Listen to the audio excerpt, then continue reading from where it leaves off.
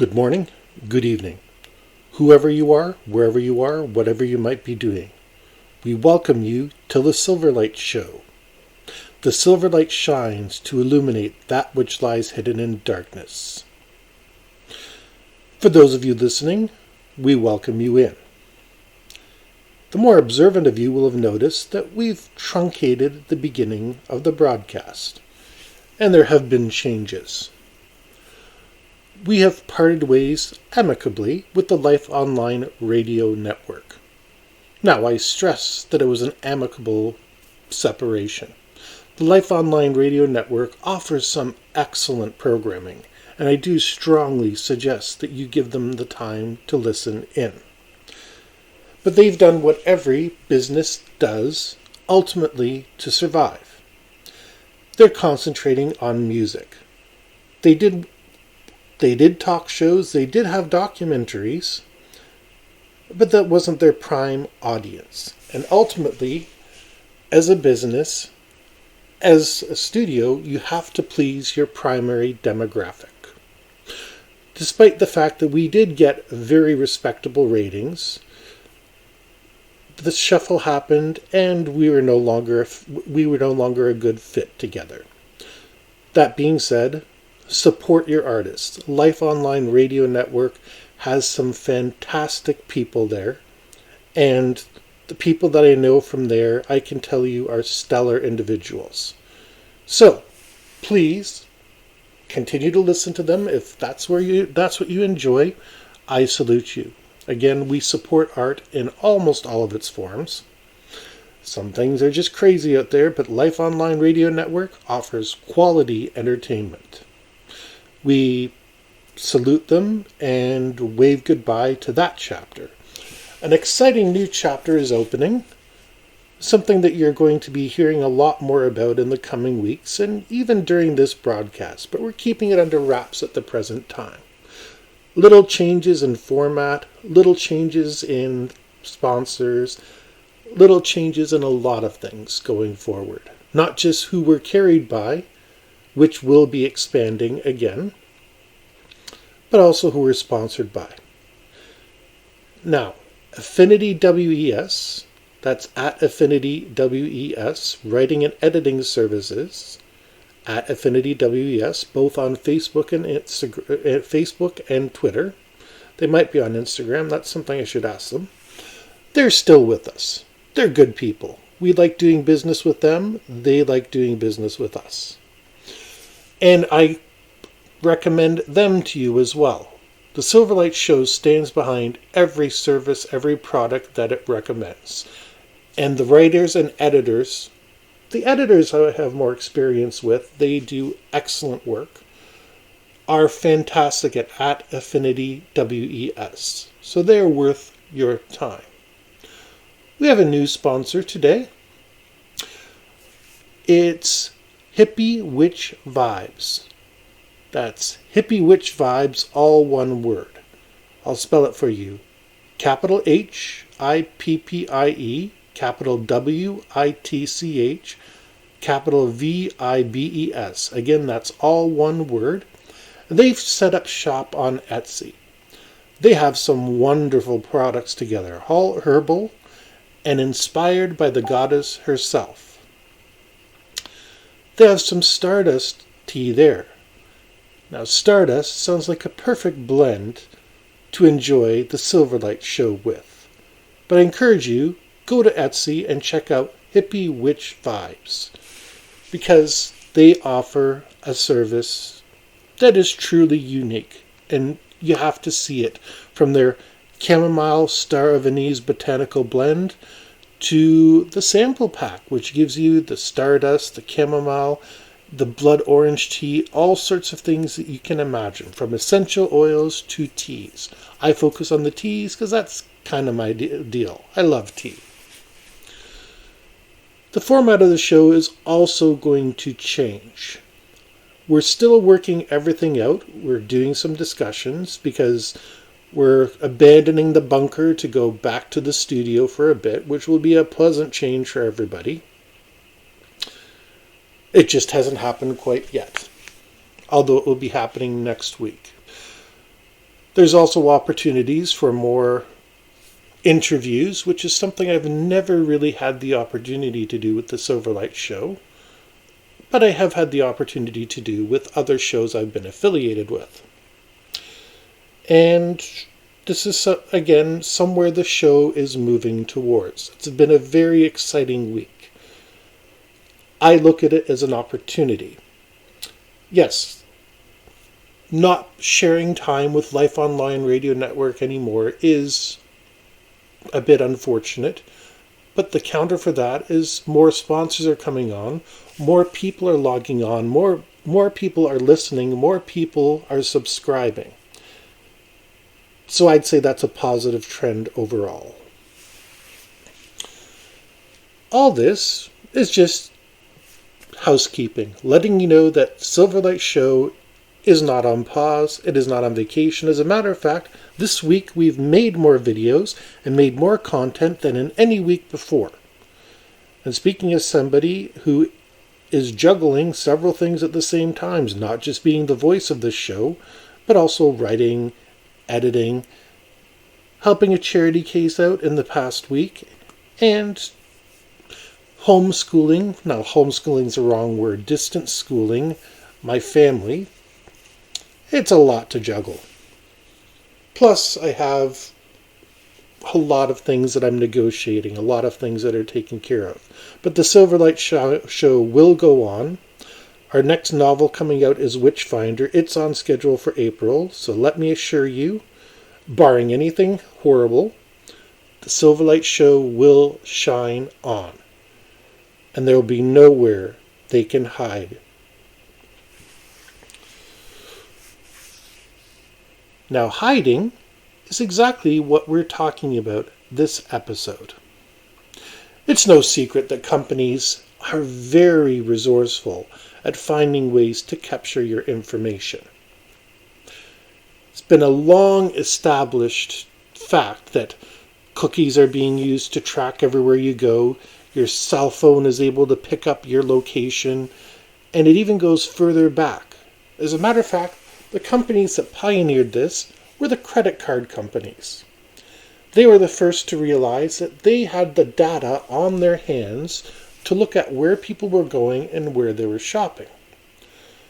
The first thing they discovered actually confused them. It's called the beer and diapers correlation. For some reason, one of the biggest things they found that matched up was people buying beer and diapers. That seems very nonsensical, doesn't it? Women back in the days in the 60s and the 70s weren't really big beer drinkers, and men weren't really looking after the children.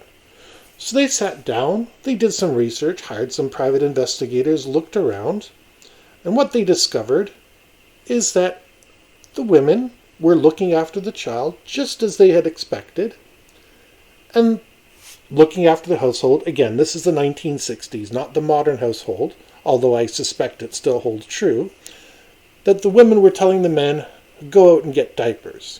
And while the man was out getting diapers, of course, he's by the corner store, he's near the liquor store, he might as well pick himself up some beer as well. This is basically the discovery that kicked off data mining as we know it today. And that is why companies are always pushing to find their way into your data. Innocent things that you can't imagine can be used against you. My favorite case, and I keep pointing to it, is the Fred Chrisman FBI investigation of 1948.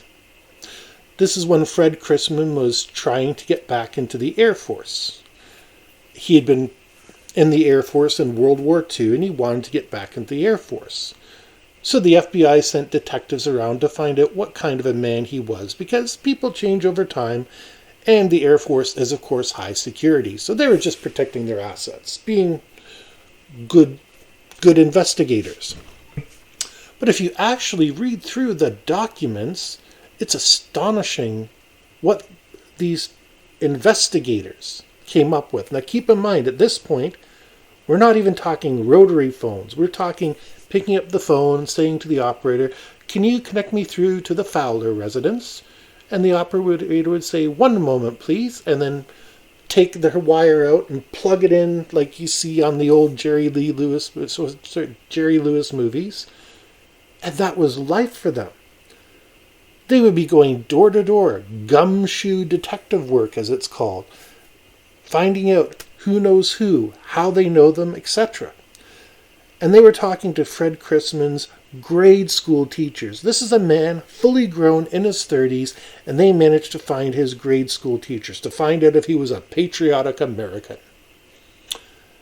They managed to find out by going around towns that Fred Chrisman would go around borrowing $5 here, $10 here, and not returning it. Again, this is 1940s detective work. It's pretty much Sherlock Holmes with the ability to look at fingerprints. Incredible stuff that they were able to do just with the power of the human mind. Now, with all these years having passed, and with the vast technology at our fingertips through computers, and computers are wonderful at making correlations and making connections, just like our own mind is. Computers kind of reflect the human mind. They speak in ones and zeros, but because humans are the ones programming them, the ones and zeros are looking for the ones and zeros that show the patterns they're looking for. The great detectives of the past have been supplanted by bots and cookies and malware, spyware, all sorts of things that get installed on your phone every single day, hidden in the background, because of course nobody wants to be spied upon. This is the way they still manage to find out what you're doing. Insurance companies are now offering a discount if you download their app. What does the app track? It tracks your speed, it tracks your location, it tracks your hard braking, it tracks all this stuff. Now, fortunately, one of the phones I use is rather old. So it doesn't have the motion detector in it, and that's the one I always download that stuff to. It's true, it's a phone that I use, it's just pretty old, because I don't feel the need to have the latest iPhone, Android, whatever technology that's out there. I use my phone to make phone calls. Pretty boring fellow when it comes to phone information, because in my experience, you do never know who's listening.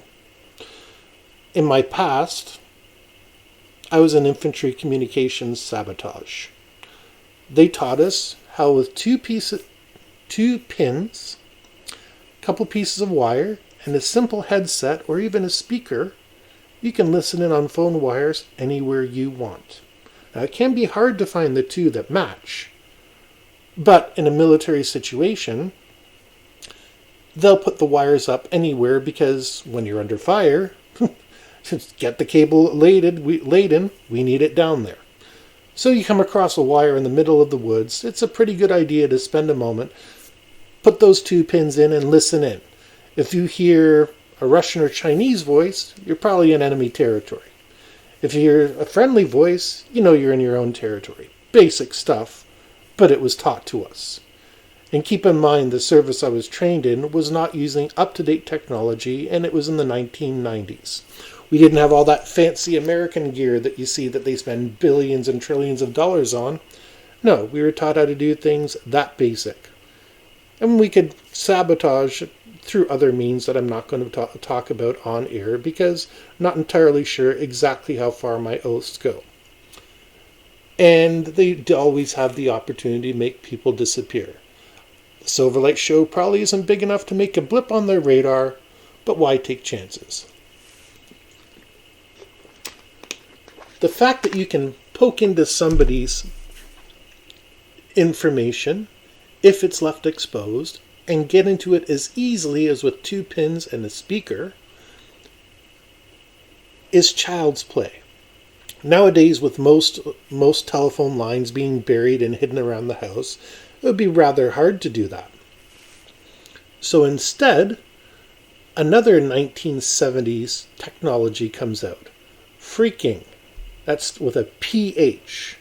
And that's where hackers would learn how to mimic the phone company signal so they would be able to get a hold of long distance and not get charged for it. This eventually led into the hacking that we know of today, getting into places they're not allowed to be. In the early 2000s, when Wi-Fi was a new thing, the phreakers evolved into what were called war drivers. What war drivers were was they'd go around with a laptop or something with a Wi-Fi capable device, just looking for free Wi-Fi signals, because, again, in the early 2000s, nobody was paying attention to their security. These days, I think you'd be fairly lucky to find an unsecure Wi-Fi, but things depend on your neighborhood, how you live. But what these war drivers would do would be they'd mark your driveway, a little bit of chalk or something, hopefully that you wouldn't notice. Then everybody would know if they parked around your place, they'd get free Wi-Fi, and it would be coming from your bill. Now these are just regular folks we're talking about. Okay, not regular folks, people who are really good with computers. It's not something I could do, but I know people who are smart enough to do it. Fortunately, they have no reason to do it. The point of this is that if an average person with an over-average motivation is capable of doing it, what's the government able to do? What is the mafia able to do? What is a company with a lot of money and a vice president pushing an agenda so that he can get his shot at a CEO-ship ready to do? And the answer is everything.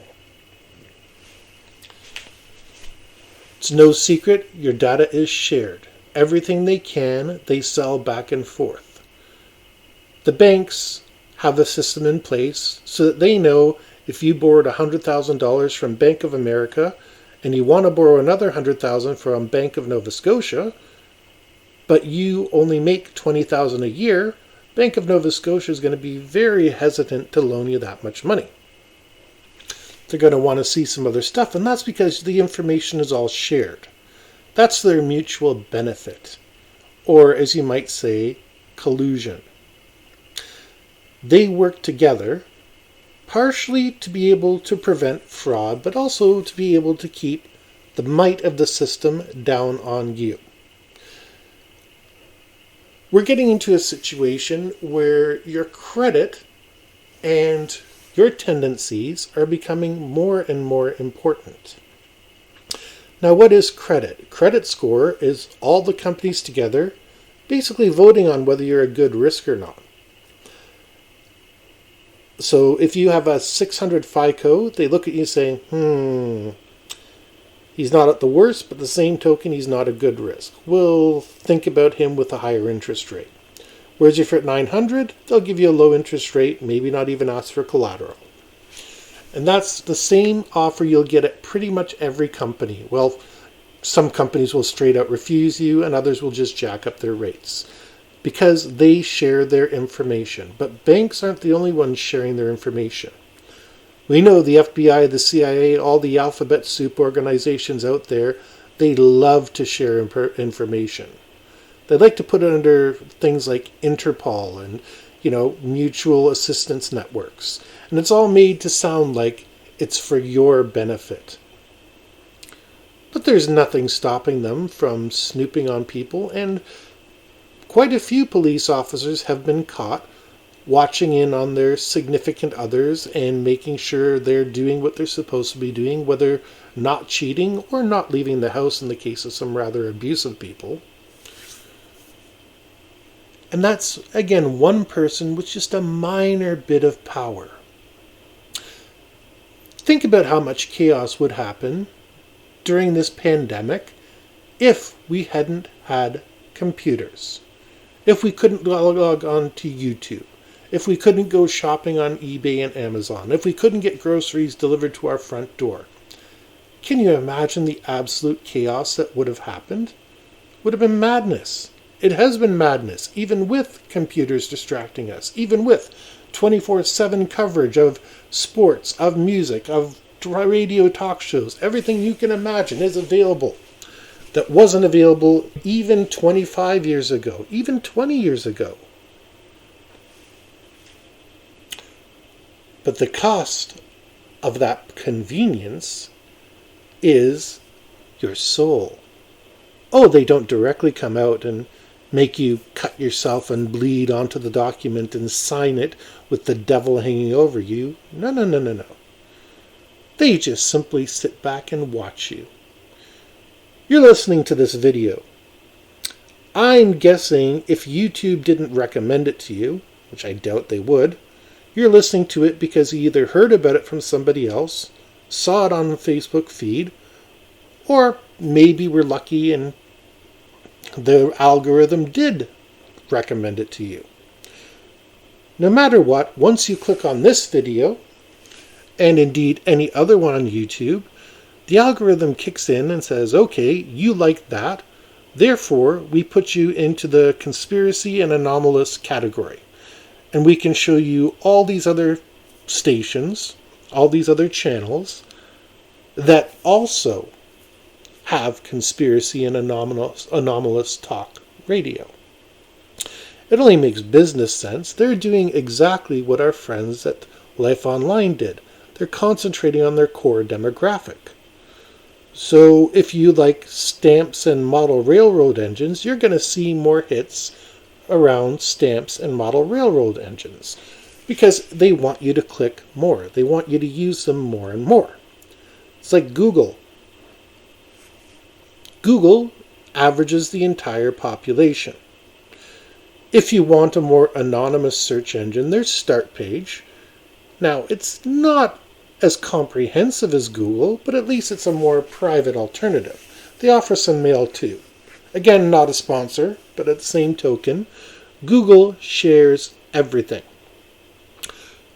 The moment that you put in your search, let's say you need a baking pan because you're going to make brownies. Google sends out its spiders, and it looks through the web and matches what it calls, well, not what it calls, what it considers quality connection. So the spiders go out and say there's a website out there that has a great brownie recipe, but nobody really knows about it. The Google spiders will ignore it. Whereas if Vanity Fair or Cosmopolitan has a link to an all recipes document, Google considers that a high priority because it's one high priority website linking to another. And since Google is now in the ad business, not only are they able to recommend the high traffic websites, but they're able to push the advertised websites. But the sneaky part is they don't even need to hide it. They tell you which ones are ads. And the funny part is, they're pretty darn good at figuring out what you want. You can put some pretty obscure stuff into Google. I was looking at Beanie Baby prices the other day just because somebody told me a few had swung up in value.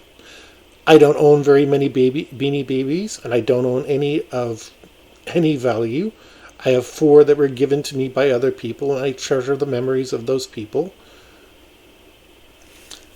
But Google was able to look at the Beanie Babies, and it was able to instantly tell me which ones were worth the top 10. It didn't make me bother typing in, this is, Magic the White Dragon or something. Well, there's another white dragon that is apparently worth money. I don't have that one. I'm not particularly broken up about it. I don't look at stuff like that as investments. Things that are important to me are important to me. But Google knew what I was looking for just by typing in Beanie Babies. Now, Beanie Babies have been in production for about 30 years now. If not, it has to be getting close to 30 years now. So when I typed in Beanie Babies, how did it know I was looking for prices? Well, the truth is, I have another hobby I'm always checking prices on. Because things can go up in a hurry and they can go down in a hurry. I have some that the profits are pretty much locked in because I've been sitting on them for a while, but it knows that I tend to check prices of collectibles, so it just magically fills that in. Google also knows that most people are looking at Beanie Babies because either they're looking for something that they remember as a child to buy, in which case that person would want to know what the price would be, just in case they are looking for one of those magical collectibles that are actually worth money. Google software engineers figured all this out. And remember, Google's been around a long time. They've been doing this since the beginning. They have untold amounts of information. So once you're done looking for your Beanie Baby, maybe go check out what channel... After you look at your Beanie Babies, you look at the weather. Google's smart enough to be able to say, okay, Beanie Babies, and they're looking at the weather. This means this person is looking to go out soon and wants to know whether it's snowing or not. And they're able to do that because most people who look up a price of a Beanie Baby and then check the weather, as a general rule, will look for store hours or something next. They're already one step ahead of you. Jeff Bezos has bragged several times that Amazon knows what you want the second you type in Amazon.com. It knows what you want already. That's what he brags. I haven't been able to test it one way or another, but I don't really use Amazon that often, aside from selling books and buying a few other things. It's a good lesson, though, that when these big companies are telling you they can spy on you, that they absolutely can. And you're doing them a favor by keeping the spying device in your pocket, in your house, letting your kids use it.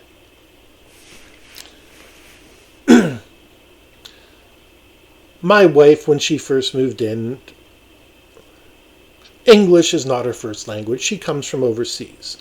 And she started watching things in her native language on my system. Now, this is a normal thing a couple goes through.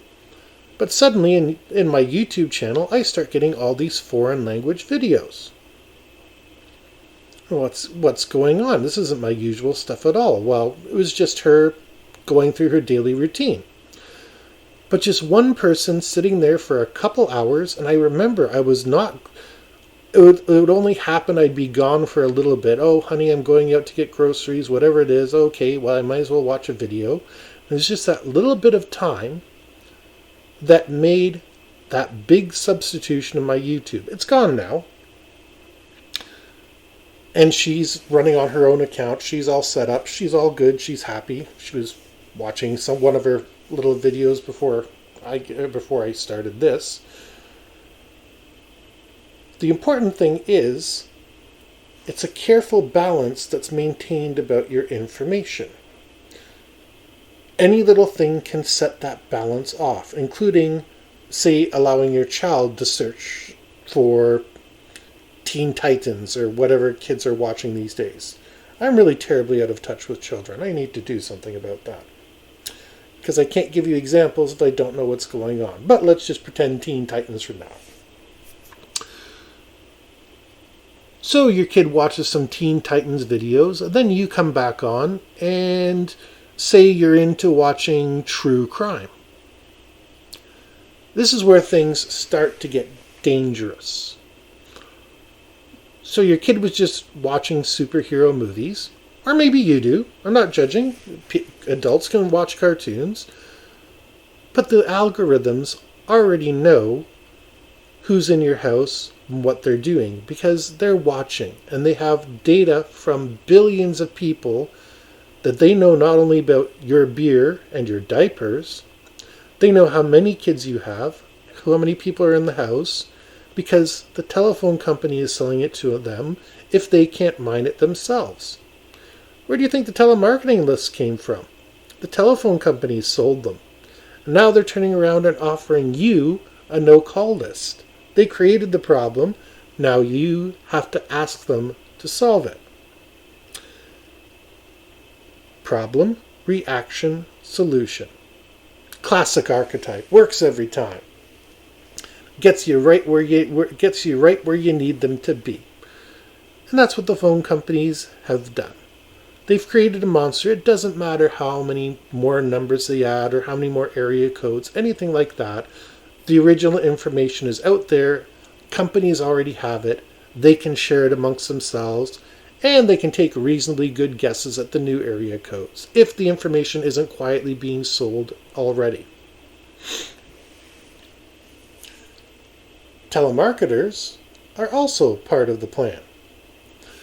They scrub their lists to start with to not start calling a business and offering them a roof. Now, it's not a perfect situation, and I'm sure everyone's answered that funny phone call at work where somebody calls up and offers to do the windows, and yeah, sure, send them over. We're on the 17th floor. We don't have windows, whatever your case might be. But almost everybody's had something like that happen in their lives. The identity theft isn't perfect, or perhaps it's purposely made so it doesn't look perfect. Or perhaps since the governments were trying to stamp down on telemarketing, make a show of it, the information is now made to look a little bit imperfect. This has happened before. When GPS first started out, there was an imperfection added into it, because the US military didn't want foreign powers using their own GPS satellites against them. Smart when you think about it.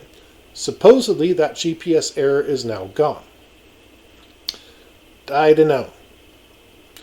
I've been lucky this week and I haven't had anybody knocking on my door with somebody else's delivery, but the same token, I know it's coming. Because people will rely on technology any chance you get. One of my favorite lines from Tron, yes, that old 1980s movie, and I forget the actor who said this, and it was a fantastic quote. It stuck with me to this day. Programs and computers will start thinking and people will stop. And it's true. Again, you've probably heard this story. You've been here for a little bit. And if so, you're going to hear it again. I've gotten more than a couple deliveries to my area, to my house, to my front door, and the delivery drivers are most indignant that they're in the wrong area. And I've checked the bill of lading, the packing slip, whatever it's given to me, and it clearly says a different street. And they claim, of course, oh, well, the GPS isn't exact. That is true. The GPS isn't exact. I don't trust the GPS. You don't trust the GPS because half the time it shows around the block. But this is where the worrying part comes in. Computers and the programs are doing the thinking and people are stopping. I don't know about you, but I learned to drive a long time ago. I'm used to reading maps. Not MapQuest, maps. Hardcore maps. I even still have one in my glove box. Just in case. It doesn't show the new streets, but it does a darn good job if you need to find that one on page 375, coordinates D16. Still very reliable. Doesn't need any electricity, doesn't need anything. Works like a charm. And when you're going down those streets, the other thing you have to pay attention to are the signs. So, if the GPS was taking you somewhere and it doesn't show you Autumn Boulevard, most drivers who are working off maps would be thinking, I must have done something wrong. I'm in the wrong area. There's no Autumn Boulevard here. Well, with GPS, they no longer have to think. They've turned themselves over to the machine entirely. They're like zombies. Oh, the machine says here, that's number 13. Here goes the package. Makes me wonder how many, quote, lost, end quote, packages are just delivered wrong. And I don't want to insult the drivers too much. It's a difficult time. I really try hard not to insult them. But I cannot forgive them not looking up and looking at the street signs. Not only does it show they're not thinking, it shows they're not paying attention to their driving. Now I live on a street with a lot of children. Children that like to play. Children that will run out in the middle of the street. Now, they're pretty good children. They're mostly safe. But we were all children once. We all did something stupid where we didn't look, whatever. Most of us got away okay. A few of us got really badly hurt. I've held dying people in my arms. I've seen stupid people just get hurt by the craziest things. And it's never good to be with somebody who's injured. And for somebody while driving a regular car, not a self-driving car, but for somebody who's driving down the street, not paying attention to the road, whether they're listening to the radio, whatever they're doing, is shocking. And it's not the only way that people are turning their brains off. They keep advertising they're going to have the smart fridge, which is going to tell you when you're out of eggs, when you're out of apples, when you're out of milk. That's kind of funny because I do that already. I can tell you, 3 days ago we didn't have eggs. Now we have about 36 eggs, I believe. I'm not in my kitchen. And I can tell you we've got about 36 eggs. We got 2 packs of 24 eggs. And I'm pretty sure that we used about 12 in the first one. I could be wrong. Might be down to 30. But the fact is, I don't need a smart fridge to tell me that.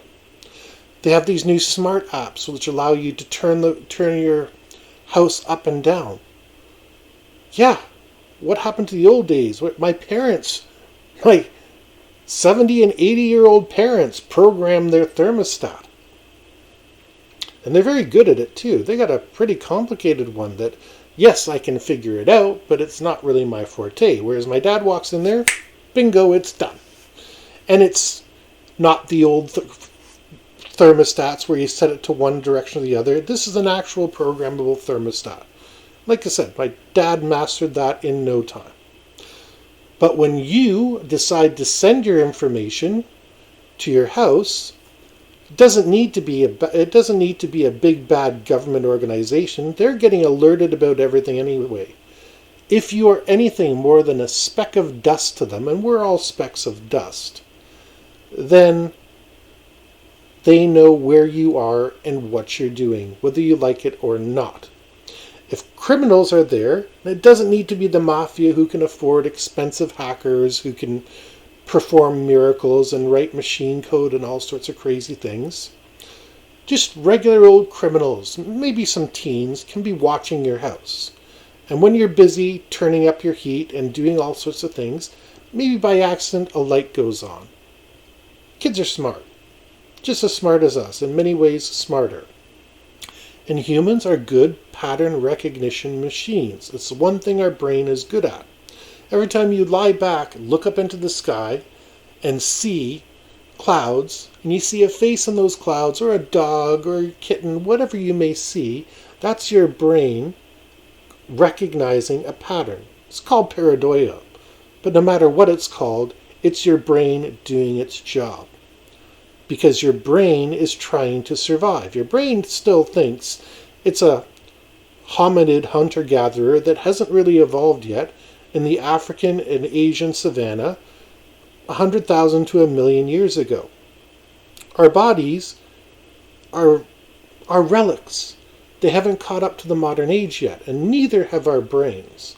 Yes, we're able to sit at a computer, play incredible video games, experience wonderful worlds, turn on Star Trek, turn on Star Wars, see things that no human being has even dreamed of before. And that only keeps getting better, but our body still reacts like a hunter-gatherer. If I jump up behind you, even though I've known you for 20 years, and maybe I've done this for 20 years, and I go, boo, perhaps you jump. That's your hunter-gatherer instinct kicking in.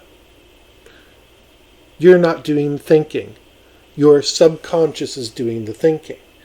And this is what I see every day. More and more people are turning off their brains and going into subconscious mode because they don't have to think. The computer's doing the thinking for me. During this pandemic, we haven't experienced this big uptick in productivity, despite the fact that a lot of jobs can be done from home, a lot of projects can be done from home. But instead of that, we get people doing home crafts. We get people on TikTok doing silly pranks on each other. It's not really very productive. It is amusing, and it does serve a target niche audience. There's definitely a market for it. I depend on that same market. Am I being productive? That's up for you to decide. You're the listener. I provide the information. It's up to you what you do with it. But information that is provided is up for you to evaluate. If you're in that hunter-gatherer mode where wake up, eat, sleep, have relations, however you want to interpret that. If you're in that mode, or for some of you I know, before your first cup of coffee, you're not thinking. There's nothing wrong with not thinking once in a while. There's nothing wrong on your day off of kicking back and doing whatever it is that lets you relax. I am not in any way trying to bash that. If you like collecting stamps and building model railroads, all the power to you. But my question is, when you're not relaxing, when you're not sitting back and trying to relieve the stress, what are you telling them by your actions? If you go out and mow the lawn, chances are the spy satellites going over aren't flagging you. That being said, your neighbors might be. Your neighbors might have already cracked your Wi-Fi key. Because apparently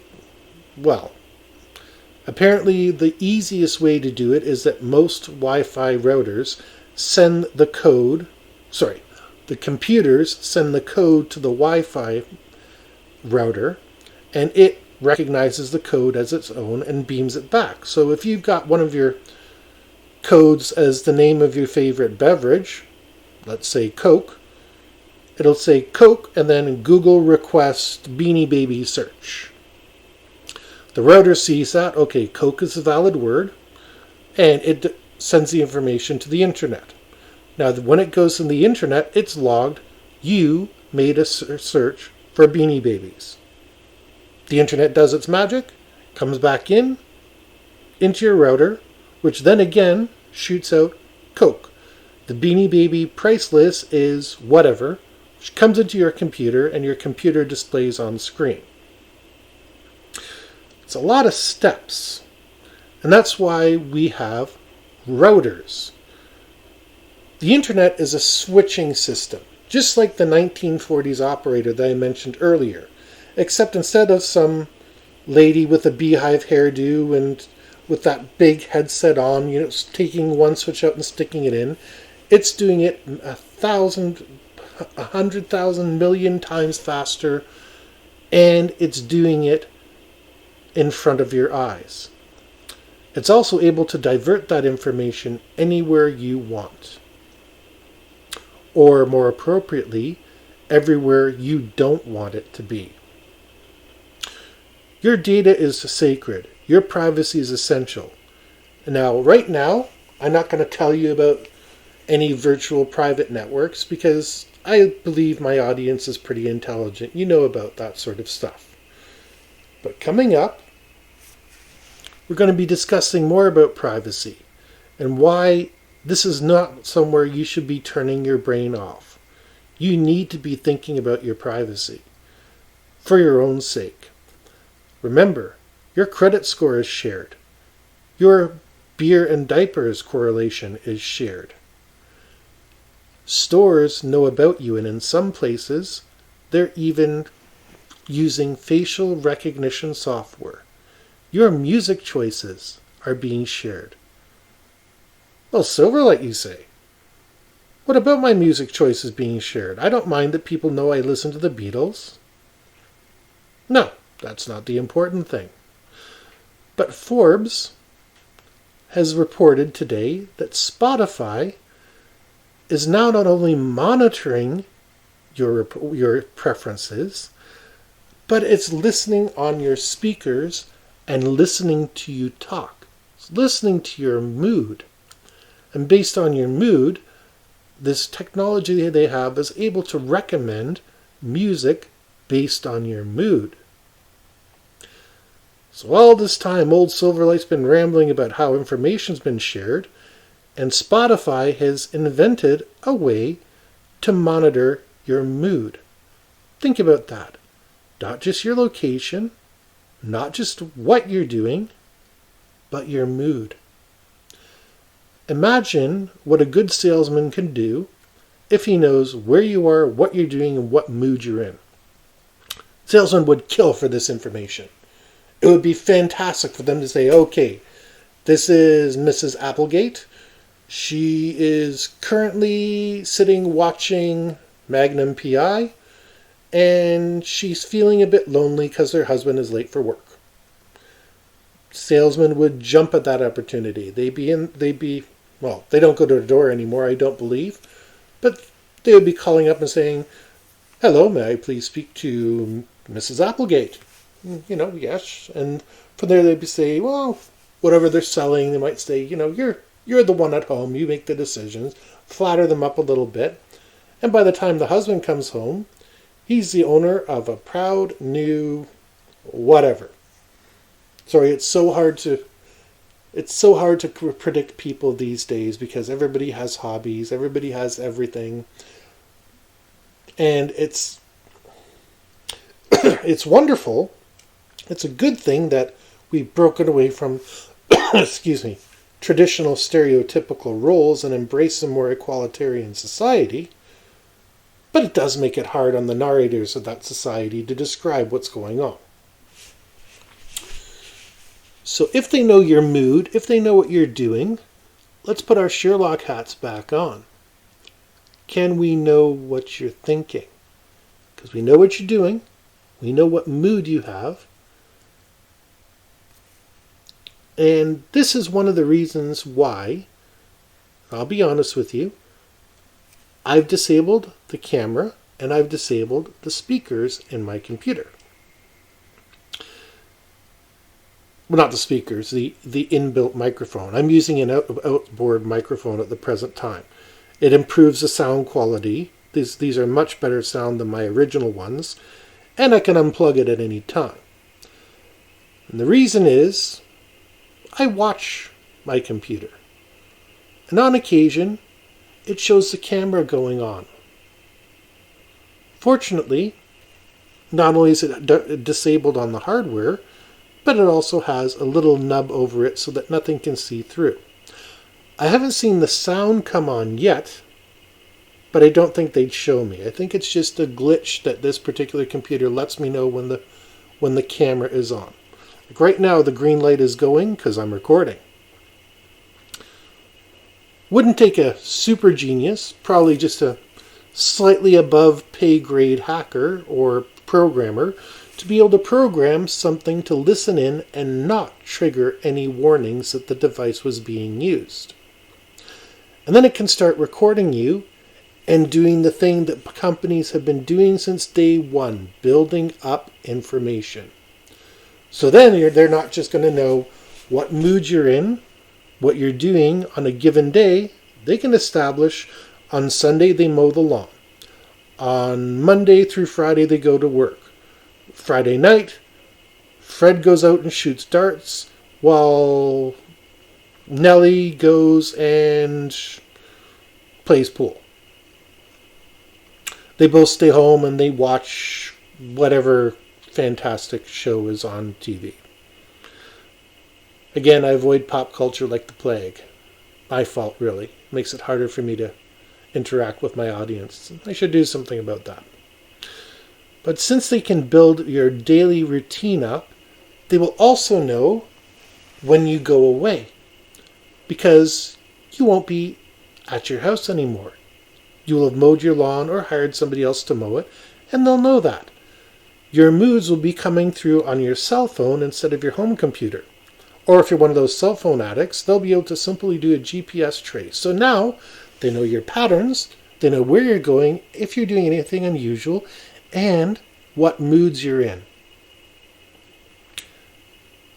Doesn't take a Sherlock Holmes to be saying, okay, they've come into some money, or they saved hard all year, they're going to Aruba, or they didn't save very much, so that's why they're staying home. They don't need to look at your bank accounts. They can look at your habits. Every year except this one, they took a vacation. Well, aside from the pandemic.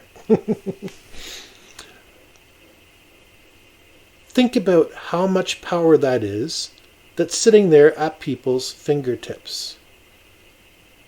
Knowing your mood, and this is not secret technology. This is not the CIA and the FBI. This is Spotify. Now, supposedly they patented it. And we all know stuff like this has been used in the cloak and dagger world for years by the time it comes out.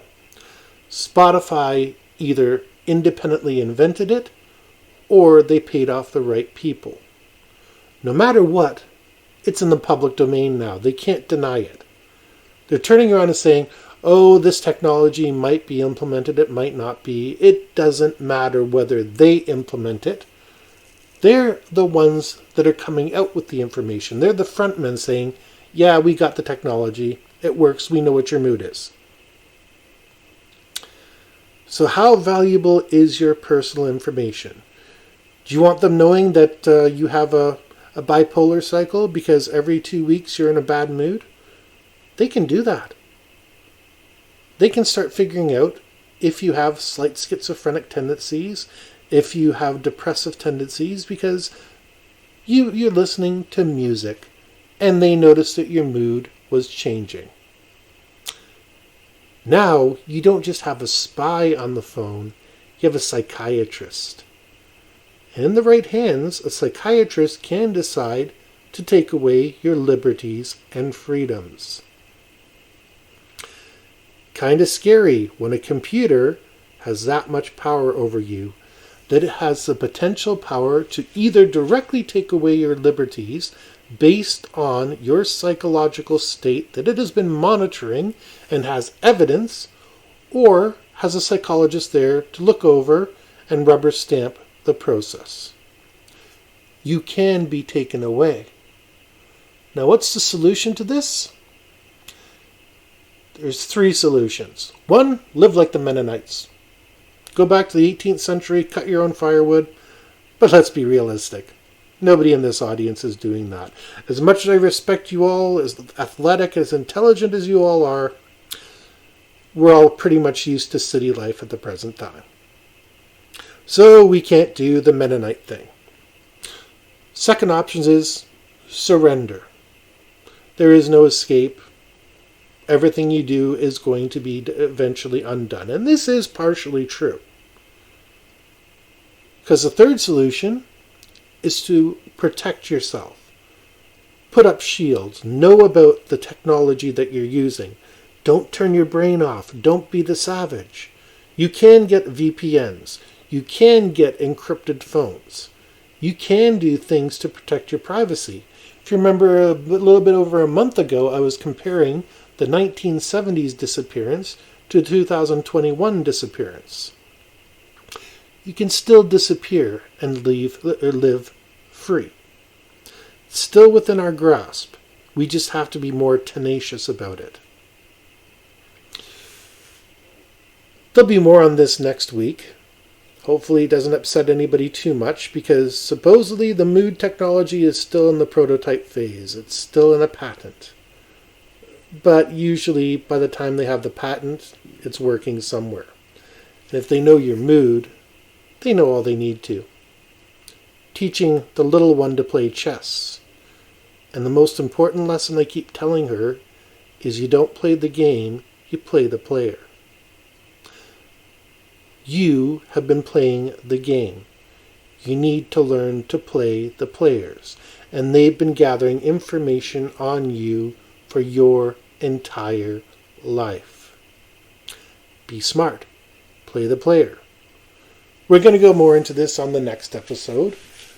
For now, I hope this episode finds you well, safe, and sound. As a reminder, our books are available, and they're really the lifeblood that keeps this channel flowing. The information will always be free, but if you have our pandemic-priced ebooks or the hardcovers that are available,